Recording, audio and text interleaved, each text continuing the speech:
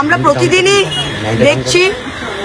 দেখছি তৃণমূল কংগ্রেসের কর্মীদের ওপর প্রত্যেকটা ব্লকে প্রত্যেকটা জিপিতে প্রতিদিন 4 মে থেকে কোনো না কোনো নতুন রকমের অত্যাচার কোনো নতুন রকমের ভয় দেখানোর চেষ্টা চলছে।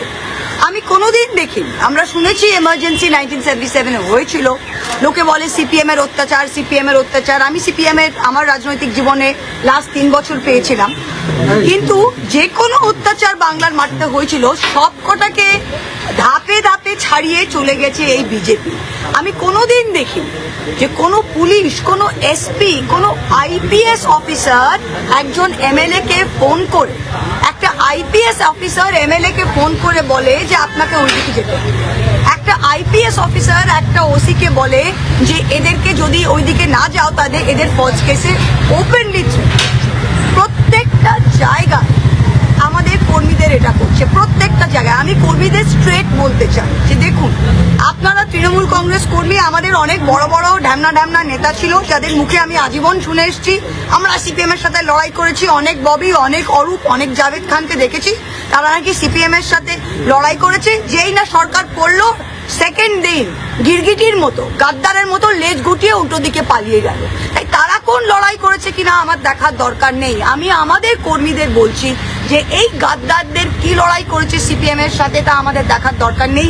আজকের দিনে দাঁড়িয়ে যে বিজেপির সাথে লড়াইটা দিতে পারবে সেই কিন্তু ইতিহাসের পৃষ্ঠায় থাকবে। আরেকটা জিনিস আপনাদের বলছি, এই যে চলছে এটা খুব কম টাইম, হ্যাভ পেশেন্স। 2029 সালে ভগবান নরেন্দ্র মোদী সরকারকে দিল্লিতে আবার ফেরাতে পারবে না।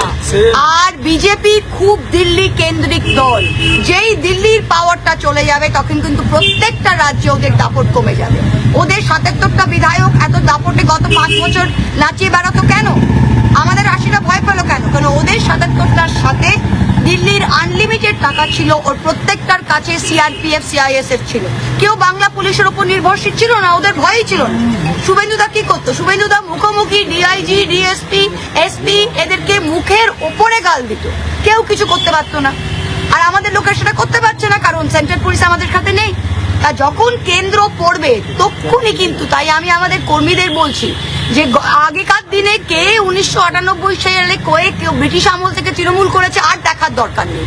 I have had enough of this নেতাস। যে যাবে যাক, এই এখন বাংলার ইতিহাস এবং তৃণমূল কংগ্রেসের ইতিহাস আজকের দিন থেকে লেখা হবে।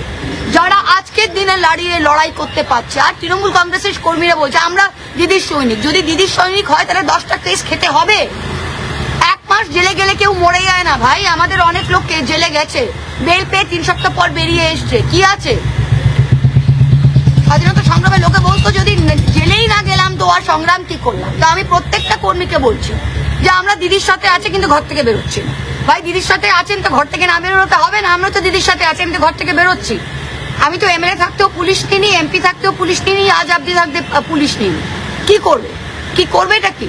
এই সাহসটা রাখতে হবে। আপনারা এতদিন যে ক্ষমতা ভোগ করেছে, প্রত্যেকজন যারা ক্ষমতা এতদিন ভোগ করেছে তারা আজকে যদি 30 দিনের জন্য নিজের স্বাধীনতাকে ত্যাগ করতে হয় সেটা করতে হবে। প্রত্যেকটা কর্মীর পরিবার যদি তৃণমূলের পরিবারের সাথে যুক্ত এবং সে লক্ষ্মীর ভান্ডার পেয়েছে, স্বাস্থ্য সাথী পেয়েছে, সবকিছু মমতা ব্যানার্জির দৌলতে পেয়েছে, তা আজকের দিনে সে যেন তার তৃণমূল কর্মীর পাশে দাঁড়ায় আর বলে যে হ্যাঁ বাবা তুই লড়াই কর, তোকে যদি জেলে যেতে হয় আমরা তোর পাশে আছি। এই ভয়ে যেটা হচ্ছে এই ভয়টাকে ভাঙতে হবে। আর 21শে জুলাই আমাদের পারমিশন না দিলে আমরা রাস্তায় করবো, আমরা সবাই অ্যারেস্ট হবো, কিন্তু 21শে জুলাই আমরা করবো। ওই নির্দিষ্ট স্থানে কি করবেন যেখানে দেখি একটা তো পুলিশ পারমিশনের উপর ডিপেন্ড করে। ওরা তো কন্টেম্পটের চিঠি পাঠিয়েছে, এখন সমস্ত দলকেই পাঠিয়েছে কন্টেম্পটের চিঠি যে 2015-18 কেসে। তা আমরা তো বললাম যদি আমাদের মঞ্চ না বাঁধতে দেয় তাহলে জিপের ওপর দাঁড়িয়ে, জিপসি গাড়ির ওপর দাঁড়িয়ে মাইক নিয়ে মমতা ব্যানার্জি মিটিং করবে, কিন্তু মিটিং হবে 100%। আর যদি ওরা ট্রেন বন্ধ করবে, বাস বন্ধ করবে, বাইক দিয়ে ঢুকতে দেবে না। আমি 4 মের পর আমি একজন এমপি, আমি জেলা সভাপতি, আমি ধরাদাহতে একটা মিটিং করতে গেছিলাম কর্মীদের সাথে। সেখানে কোন ছ্যাচড়া, কোন থানার পাড়ার ওসি সাহস কি রাস্তায় রোড ব্লক দিয়ে ওখানে লোককে ঢুকতে দিচ্ছে না, অথচ কংগ্রেসের কোন মহিলা গিয়ে ওখানে মিটিং করে আসছে। ওরা এখন এই সুযোগে কংগ্রেস সিপিএম কে হাওয়া দিচ্ছে, ওদের মিছিল করতে দিচ্ছে, নো প্রবলেম। ওরা কি চায়? ওরা চায় যে তৃণমূলের কর্মীরা এখন শেল্টারের জন্য কংগ্রেস সিপিএম এর দিকে বেরিয়ে যায় আর তৃণমূল ফাঁকা হয়ে যায়। এটা কিন্তু হবে না। বলছি আজকে তো মিটিং হচ্ছে জাভেদ খানের ওখানে, ঋতব্রত ব্যানার্জি সবাই সব কি রয়েছে। সুন্দর। আমি ওদের একটাই উপদেশ দেবো, I hope they are eating double ডিমের অমলেট। বাচ্চাদের প্লেট থেকে ভাত খাওয়ার ছিনিয়ে ওরা আশা করি ডবল ডিমের অমলেট, ফিশ ফ্রাই আর খাচ্ছে। আর জাভেদ খান কিভাবে তার এতগুলো অবৈধ নির্মাণগুলো ঠিক করবে সেটা ঠিক করছে। ঋতব্রত তার যে মহিলা কেন্দ্রিক কেসগুলো আছে সেগুলো কিভাবে করা যায় সেগুলো করছে। আর একটা জিনিস আমি আপনাদের বলছি যে তারা এখন তাদের বিশাল লড়াই, তাদের দিল্লি থেকে নাকি লয়ার এসেছে যে তারা ঠিক করবে তারা সিম্বল চায় কিনা। আমি আগেও বলেছি আবারও বলছি, মমতা ব্যানার্জি নিজের হাতে তৃণমূল কংগ্রেসের symbol এঁকেছিল।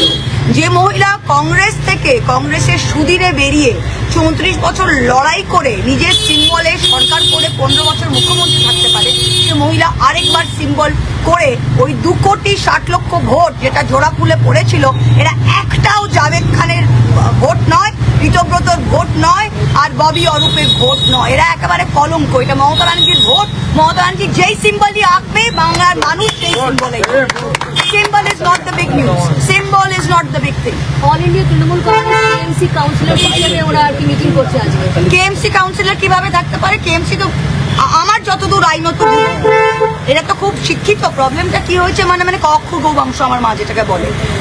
The minute a council corporation is disbanded, mayor has resigned, there is a board, right or wrong, there is no Calcutta corporation today. So councillor তো কেউ নেই, সব তো এক্স কাউন্সিলর।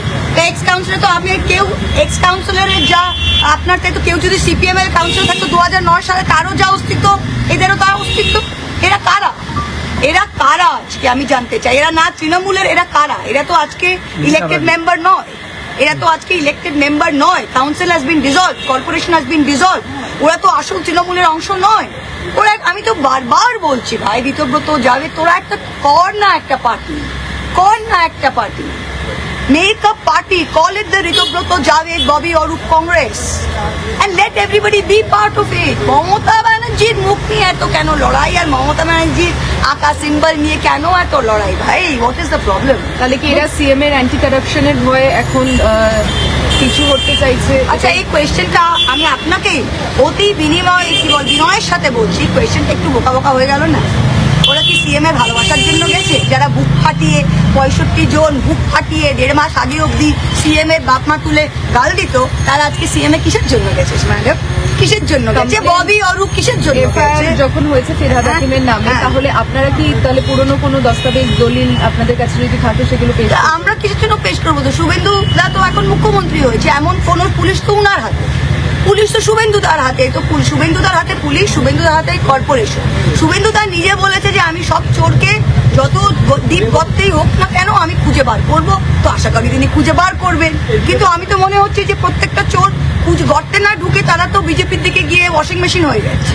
আর আরেকটা জিনিস বলছি, এইটা সিস্টেমটা দেখুন, বিজেপি এমপিদেরও আর এমএলএদেরও তারা কি করলো, এত বুকের পাটা থাকলে তো নিজে নিয়ে নাও না। কিন্তু বিজেপির কর্মীরাও বলছে এদের আমরা ছোবো না, বিজেপির কর্মীরাও বলছে ভাই এদের আমরা নেবো কেন, আমাদের তো তৃণমূলীকরণ আমরা করতে দেবো না। তো ওরা কি করেছে, ওরা একটা বিটিং তৈরি করেছে, বিটিং না তৃণমূলে না বিজেপি। এরা এখন কোথায় আছে সেটা বোঝা যাচ্ছে। কুণাল ঘোষ বলেছেন বিকেল 5টার মধ্যে অ্যারেস্ট করতে হবে। সে কুণালদা ভেতরে আছে, সেটার উত্তর উনি দেবেন। প্রায় বলেছেন আমার নেত্রী এখনো মমতা বন্দ্যোপাধ্যায়। ও মা, তাহলে টুপিটা খুলুন অরূপদা, টুপিটা খুলুন and smell the coffee. আর আপনার নেত্রী মমতা ব্যানার্জি আর আপনি তৃণমূল কংগ্রেসের চেয়ারপারসন হয়ে নোভোটেলে মিটিং করছেন, আর পেছনে ব্যাকড্রপে সবার ছবি, মমতা ব্যানার্জির ছবি নেই।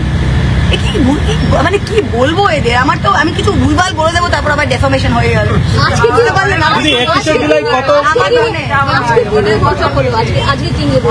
আজকে তো প্রতিদিনই আমাদের বৈঠক হয়, প্রতিদিনই আমাদের দিদিমণির এখানে রোজ আমরা আসি, আর সব জেলা থেকে কর্মীরা আসে, তাদের সাথে কথা হয়, সেটা নিয়েই বৈঠক হচ্ছে, রোজই আমরা দেখছি। আর দেখুন, আমাদের তো রোজ নভোটেলে গিয়ে মিটিং করতে হচ্ছে না, কারণ আমরা তো কিছু ভুল করিনি। আমরা 2,60,00,000 ভোট মানুষ মমতা ব্যানার্জিকে দিয়েছে, সেই ভোটটা তো পিছিয়ে যায়নি। এই 65 জনের একজন তার নিজের বউটাকে ভোট দিয়েছে কিনা আমার ডাউট আছে। তা how does it matter who comes who goes, আমরা কিচ্ছু যায় আসে না। এই ভোটটা এই মানুষ যারা মমতা ব্যানার্জির মধ্যে আস্থা রেখেছেন, এই মানুষদের তো সাথে নিয়ে তাদের জন্য তো আমরা দাঁড়িয়ে রাখবো। কারণ এই সমস্ত মানুষদের কাছে একটা চয়েস ছিল, তারা বিজেপিকেও ভোট দিতে পারে। তারা বিজেপিকে দেখুন, মানুষ যখন ভোট দেয় বোতাম টেপে, তার দুটো জিনিস সে করে, এক নিজের পছন্দটা জানায়, আর দুই তার যেটা অপছন্দ সেটা বর্জন করে। এই সমস্ত মানুষ যারা তৃণমূলকে ভোট দিয়েছে তারা তৃণমূলকে পছন্দ করে এবং বিজেপিকে বর্জন করেছে। তারা নিশ্চয়ই রাতারাতি আমাদের এই কয়েকটা চোরটা কাউন্সিলর আর এমপি এমএলএ চলে গেলেও বাকিরা কিছু করবে না। ঠিক আছে দিদি, 21শে জুলাই যে মঞ্চ বেঁধে আপনারা যে রাস্তার উপরে 21শে জুলাই করবেন, না বাংলাটা করে দিচ্ছি, হ্যাঁ। 21শে জুলাই মঞ্চ বেঁধে আশা করছেন কত সংখ্যক, আমি জানি না এখন কত কর্মী একসঙ্গে জড়ো করতে পারবেন? পারমিশন জানি না ওই স্থানে করতে পারবো কিনা তাও জানি না, দেখতে দেখতে যাও। এখন তো আমাদের পারমিশন ওখানে আছে কিনা তাও নেই, তো পারমিশন হলে তারপর দেখা যাবে।